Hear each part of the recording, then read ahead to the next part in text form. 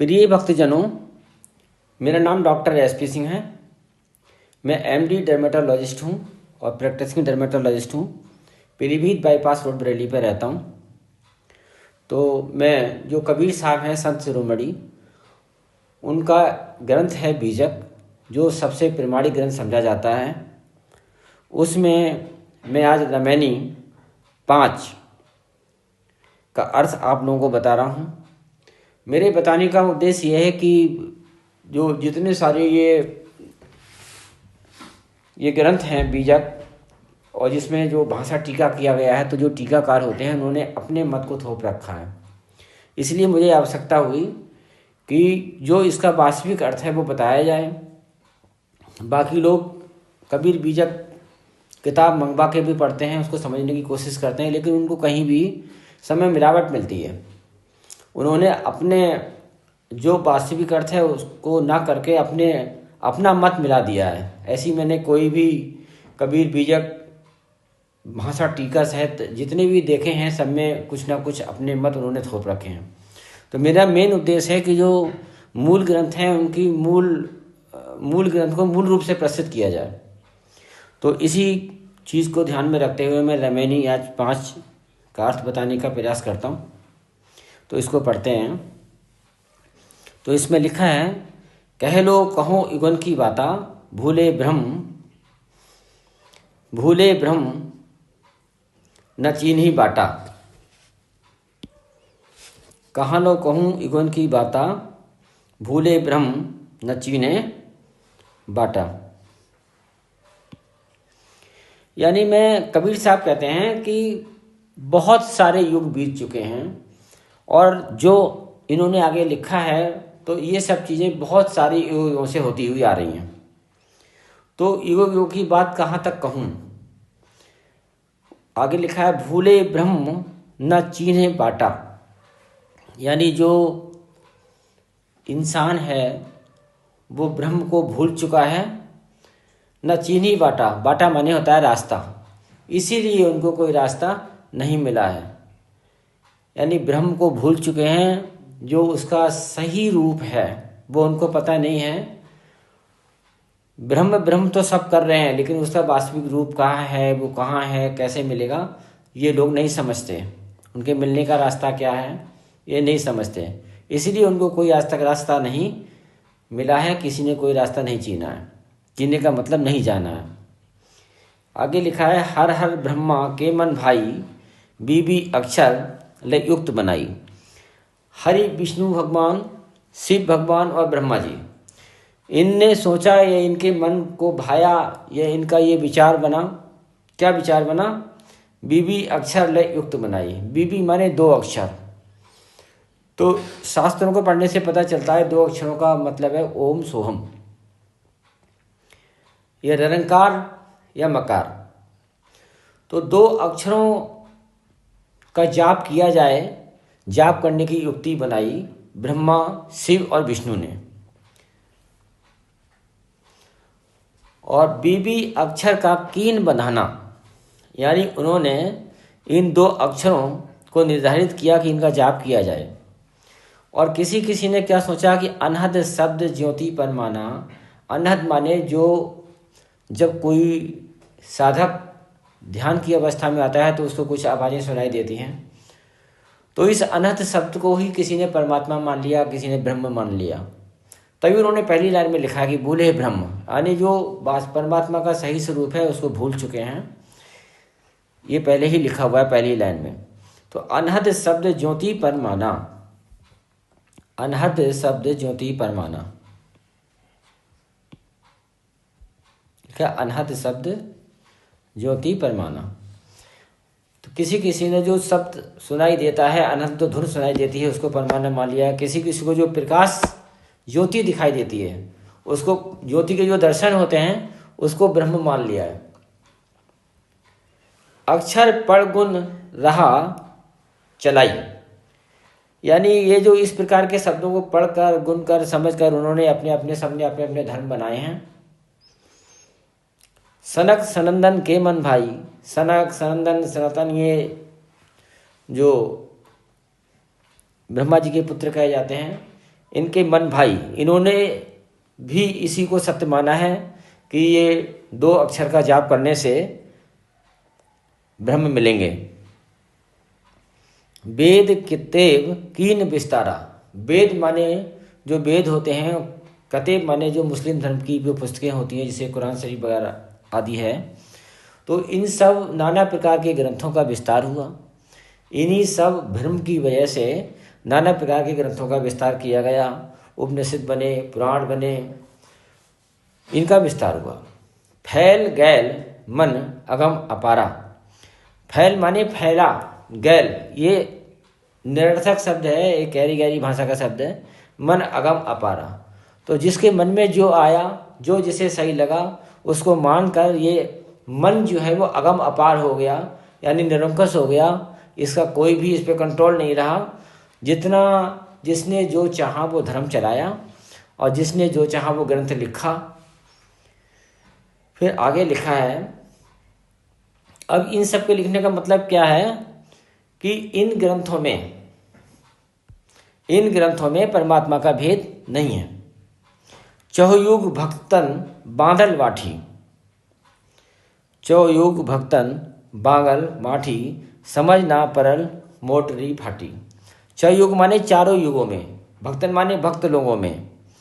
और ये बांधल क्या है? बांधल ये निरर्थक शब्द है एक तरीके से। जैसे हम कहते हैं झाड़ू और बाड़ू, तो झाड़ू तो होती है, झाड़ू बाड़ू, बाड़ू एक साथ में कुछ निरर्थक शब्द होते हैं, जो कुछ अर्थ वाले शब्द होते हैं उसके साथ में कुछ निरर्थक शब्द जोड़ दिए जाते हैं। ऐसे ही बांधल बाटी। तो 4 युगों में भक्तों ने अपने नाना प्रकार के धर्म चलाए हैं, नाना प्रकार के ग्रंथ पढ़े, जो जिसकी समझ में आया वो किया, समझ ना पड़े। लेकिन कबीर साहब कहते हैं कि ये सब होने से, ये 2 अक्षर का जाप करने से, वेद पढ़ने से और ग्रंथों का विस्तार होने से, उनका अध्ययन करने से, या ये समझ ना परल, ये परल भी ऐरी गहरी भाषा का शब्द है, निरर्थक शब्द है। मतलब कोई भी समझ नहीं पाया परमात्मा से मिलने की विधि, नहीं समझ पाया परमात्मा कहाँ है, कैसे मिलेंगे, उनसे मिलने का रास्ता क्या है, सही बात समझ में नहीं आई। तो कबीर साहब के कहने का यही मतलब है, ग्रंथों का इतना विस्तार हुआ, वेदों का विस्तार हुआ, और किताब जो हमारे मुस्लिम धर्म है उनकी पुस्तकों का विस्तार हुआ, तो इनमें कहीं भी यदि परमात्मा का सही ज्ञान होता तो लोग इनको समझते। अगर इनको समझने से परमात्मा का सही ज्ञान नहीं हो पाया, समझ ना परल, समझ में नहीं आई लोगों के, समझ ना परल मोटरी फाटी। मोटरी माने भ्रम और मोटरी माने होती गठरी, यानी इन सब के होते हुए भी भ्रम की गठरी फाटी माने फटी। और जब भ्रम की गठरी फटेगी तो उसका जो कंटेंट है, जो उसका वो सब उसका असर हुआ, तो उसके भ्रम की गठरी फटने से लोग और भ्रमित हुए। यानी ये इतनी किताबें लिखी गई, इन अक्षरों का जाप किया गया, 2 अक्षर के जाप की युक्ति बनाई गई, नाना प्रकार के धर्म बनाए लोगों ने और उनके नियम तय किए गए। लेकिन इन सब के होते हुए भी समझ ना परल, समझ नहीं पाए। इसका मतलब है कि इनमें परमात्मा का ज्ञान नहीं है। भय भय पृथ्वी दौदिस धावे, बल्कि नाना प्रकार के ग्रंथ पढ़ने से लोग इतने भयभीत हो गए कि चारों दिशाओं में भागने लगे। पृथ्वी पर रहने वाले लोग चारों दिशाओं में भागने लगे। भय भय पृथ्वी 34 भागे, पृथ्वी 10 दिशा में नहीं भाग रही है, बल्कि पृथ्वी पर रहने वाले लोग, पृथ्वी का मतलब है पृथ्वी पर रहने वाले जीव 10 दिशा में भाग रहे हैं। 10 दिशा में भागने का मतलब ये है कि कोई मथुरा जा रहा, कोई काशी जा रहा, कोई गया जा रहा, तीर्थों में जा रहे हैं। किस उद्देश्य कि वहाँ जाने से हमें परमात्मा की प्राप्ति हो जाएगी। तो कबीर साहब का कहना है ये केवल एक भ्रम है, ये सही समझ नहीं है, सही रास्ता नहीं है ये। फिर आगे उन्होंने लिखा है, अस्थिर होए न औसत पावे। अस्थिर माने स्थिर होना, अस्थिर माने अनस्टेबल। तो इससे क्या हुआ, इससे भी उनका मन अस्थिर रहा, न औसत पावे। औसत का मतलब उन्हें कोई दवा नहीं मिली, परमात्मा का सही ज्ञान नहीं हुआ। परमात्मा से कैसे मिलते हैं, परमात्मा कैसे मिलेंगे, आत्मस्वरूप का ज्ञान नहीं हुआ। उन्हें ये पता ही नहीं चला कि जो ये हमारा शरीर है, ये तो निरंजन ने बनाया है, ब्रह्म ने बनाया है। और जो इसके अंदर एक सूक्ष्म शरीर है, वो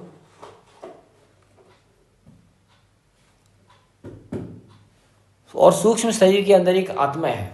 इसकी तुलना आप ऐसे कर सकते हो जैसे मोबाइल होता है, मोबाइल की जो हार्ड बॉडी है, मोबाइल जो होता है वो ये हमारी स्थूल शरीर है, और जो उसके अंदर एक सिम कार्ड होता है उसे हम मान सकते हैं सूक्ष्म शरीर।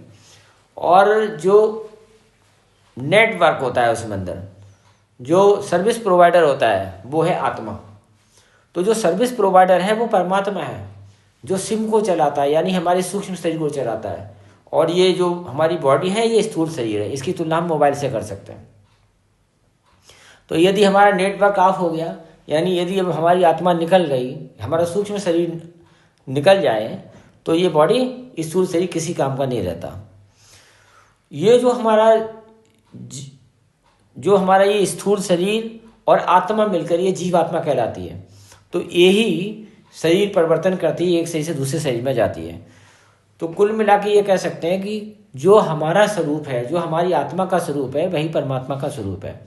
तो इन सबके ग्रंथों के पढ़ने से व्यक्ति निज स्वरूप में स्थित नहीं हो पाया, यानी उसे ये पता नहीं हुआ कि हमारी आत्मा ही परमात्मा, जो हमारी आत्मा का स्वरूप है वही परमात्मा का स्वरूप है। अपने निज स्वरूप का ज्ञान नहीं हो पाया।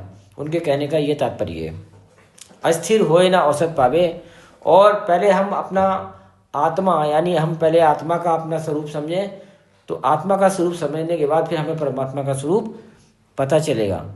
तो लोग अस्थिर रहे। अस्थिर का मतलब वो स्थिर हो नहीं पाए, उनको ये समझ आ नहीं पाई इतने सब ग्रंथ पढ़ने के बाद, इतने सब ग्रंथों का विस्तार होने के बाद, और इसीलिए उनको परमात्मा के मिलने की विधि का पता नहीं चला। होए विहिस्त जो चित ना डुलावे। उन्होंने कहा है विहिस्त माने वो परमात्मा में, परमात्मा उसको मिल जाएंगे, यानी परमात्मा में वो लीन हो जाएगा। जो चित ना डुलावे, जो अपने मन जो है, मन को जो स्थिर कर पाए। मन का काम होता है कि मन का जो नियंत्रण होता है वो इंद्रियों पे होता है। इंद्रियों के अपने अपने विषय होते हैं। जो हमारी इंद्रियां हैं उनके अपने अपने विषय होते हैं, और मन इंद्रियों के द्वारा विषयों का भोग करता है। तो कहते हैं जो चित्त ना डुलावे, जो मन का ना डुलावे, मन को स्थिर कर ले, मन को नियंत्रण में कर ले। संसार में क्या है कि इस शरीर के अंदर 5 विकार हैं। 5 विकार कौन से हैं हमारे? एक तो हमारा ये शब्द विकार है।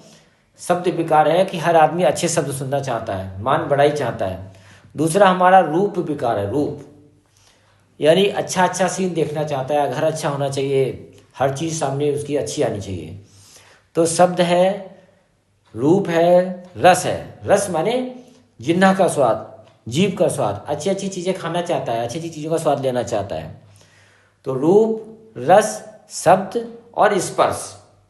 स्पर्श माने कि हम अलग अलग चीज़ों को छूकर उनका मजा लेना चाहते हैं, चाहे वो स्त्री पुरुष का मिलन हो, आलिंगन हो, जो भी हो, ये स्पर्श विकार है।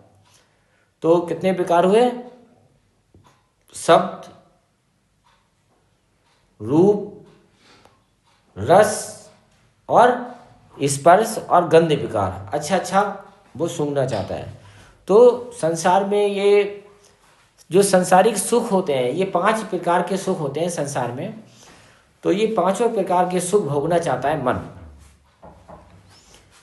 और जो मनुष्य का जीवन है, जो भक्ति मार्ग में नहीं है, जिसमें परमात्मा से मिलने की रुचि नहीं है, उसका जीवन कैसे खर्च होता है?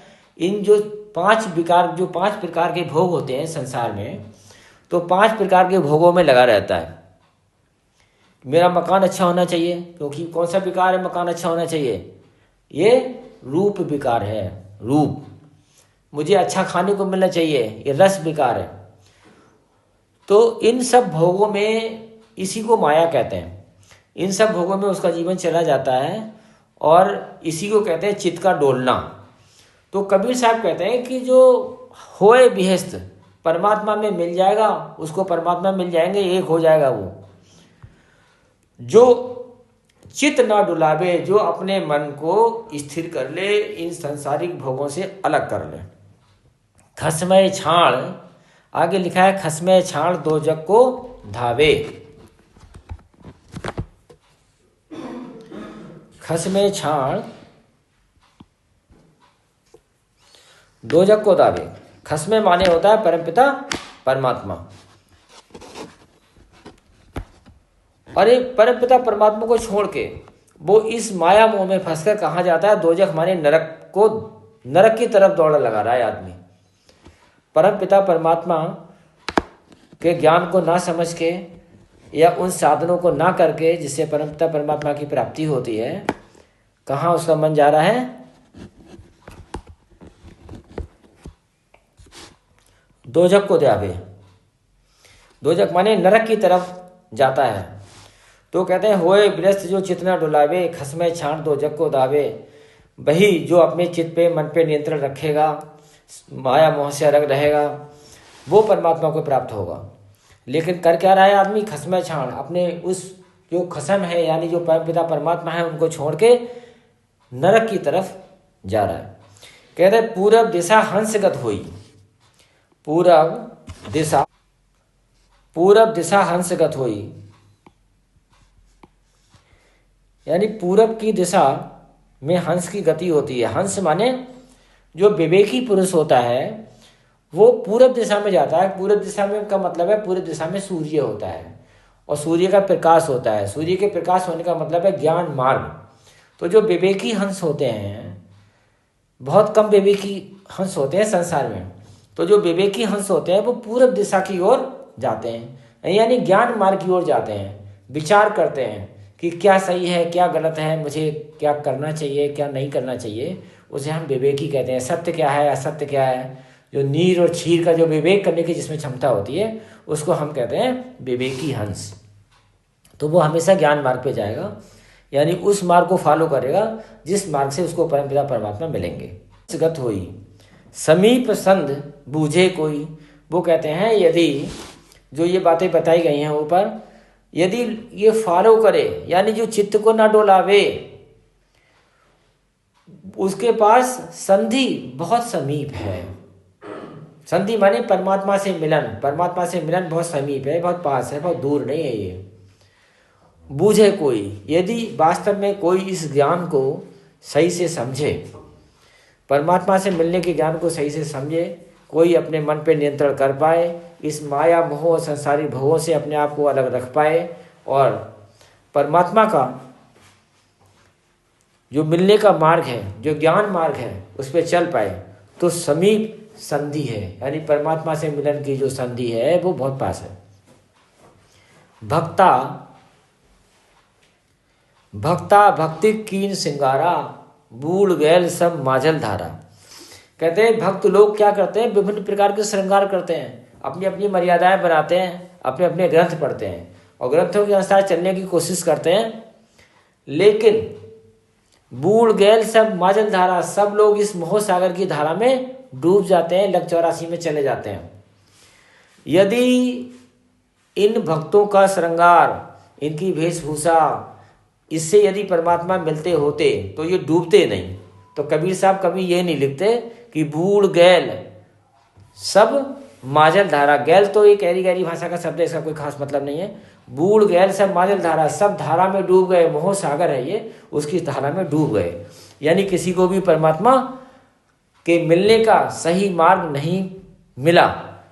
और ये उनके कहने का मतलब ये भी है कि माथे पे श्रृंगार लगाना, माथे पे तिलक लगाना या ये इस तरीके से वेशभूषा धारण, मात्र ऐसा करने से, हम ये नहीं कह रहे कि संत लोगों को ये नहीं करना चाहिए, उनका ये काम गलत है, लेकिन जो लोग केवल दिखावे के लिए ऐसा करते हैं उनको परमात्मा नहीं मिल सकते। वो इस मोह सागर में डूब जाएंगे, लग 84 में चले जाएंगे और वो जन्म मरण के बंधन से कभी मुक्त नहीं हो पाते हैं, नहीं हो पाएंगे। जो केवल दिखाने का श्रृंगार करते हैं, जो भक्त होने का दिखावा करते हैं और दिखावा करने के लिए ही नाना प्रकार के कपड़े पहनते हैं, वो कभी भी मोह सागर में ही डूब जाते हैं। तो